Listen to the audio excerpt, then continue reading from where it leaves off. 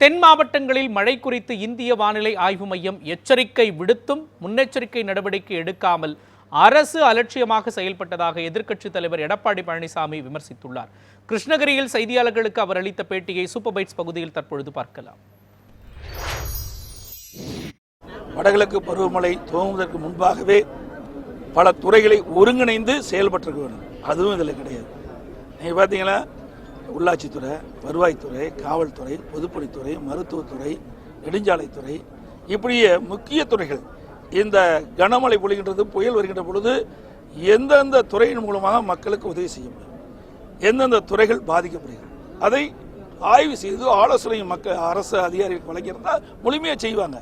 இங்கே இருக்கிற அரசு செயலற்ற அரசாங்கம் இருக்குது, பொம்மை முதலமைச்சராக இருக்காரு. இவருக்கு எதுவும் தெரியுதா தெரியல, எனக்கு தெரியல. தெரிஞ்சிருந்தா இதெல்லாம் நடவடிக்கை எடுத்திருப்பாரு. இப்போ அண்மையில் தானே 3/2/2023 அன்று சென்னையில் மிக்ஜாம் புயல் நடந்ததில்லை, அதை உதாரணமாக எடுத்துகிட்டு கூட செஞ்சிருக்கணும். இல்லை, எதுவுமே செய்யலையே. நீங்கள் சென்னையில் பார்த்தீங்கன்னா 5ஆம் தேதி இரவு நினைக்கிறேன், அப்போ தான் பேட்டி கொடுக்குறாரு, சீஃப் செக்ரட்டரி கொடுக்குறாரு.